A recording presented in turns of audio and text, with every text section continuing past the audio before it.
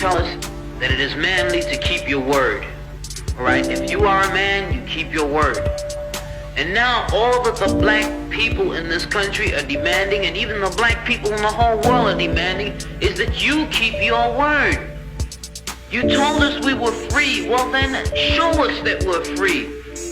You told us that there is justice, equality for all in this country. Well then, stick to your word. And let us see the justice and equality for all. Or else admit to us that you're not a man, you're a word, you're afraid of us, you're afraid to give us equal stand. You're afraid that if you give us equal ground, that we will match you and we will override you. And if that's what you're afraid of us, then tell us that just what you're afraid of. But don't keep hiding it from us and holding this up to us, and every time we ask you for something, you give us a little bit of something, and it's all tokenism. We don't want tokenism. And there are most black men in this world that don't want charity. And yet still every time we ask you for something, you give us a little piece, a little piece. You're playing games with us. We're not children. We're big men. I've seen my father have to put up with all kinds of stuff. He was a big man. He raised a family. He went down south, and he had to go around to the back door with his wife. We're not asking for anything. We're not asking for any favors. All we want is what's ours. Now, there are many black veterans who are coming back, and they're mad, they're angry. Do you think that they're going to sit down through this? Our fathers didn't have the knowledge that we have. They sat through it. But there are other black youth that are not going to sit through it. We know about Che, we know about Bannon. We've read the books of our revolution. We've listened to Mal and his quotations. We know where we stand. We're not going to sit for it.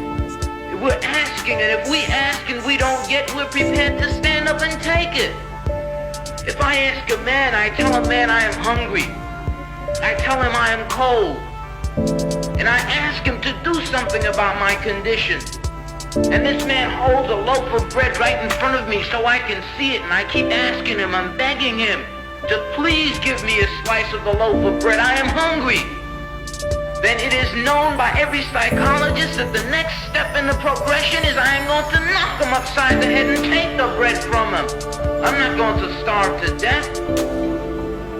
All we're asking, no one wants to see blood. No one likes the smell of blood. No one wants war. Anyone who's been in war doesn't want war.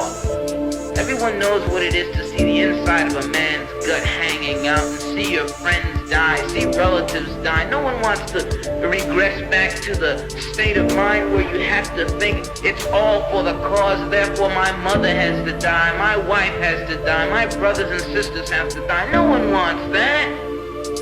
But you're pushing us to it. You're leaving us no choice. We're asking, we're begging. The students up at Columbia, they ask. The brothers down south ask. The brothers in Latin America, the brothers in Africa, they're all asking. All they're doing is asking. Our fathers asked. Our grandfathers asked.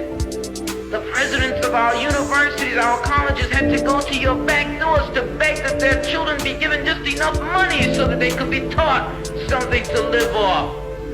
And yet still, they ask and ask and ask, and you refuse to give them anything. Now, we're just about out of patience. We're not going to ask anymore. The news media says that it's only the young that are militant, only the young that want this and want that. Okay, but we're 40% of the black population now. Or we were a year ago, and still yet we're climbing. Before long, we'll be 50%, 55%, and then we'll have the command. We're not going to take it. We're not going to take sitting in rotten parks and in places that just aren't fit for living. We're not going to take it. There's a limit to a man's patience, and everyone knows that God, Christ, heaven, everyone knows that what we're asking is not $1 million. What we're asking for is humanity. We're asking to be allowed to live like human beings. And God, you tell us that this is too much to ask. You're sick. You're definitely sick. How can you tell me that it's too much to ask to be a human being?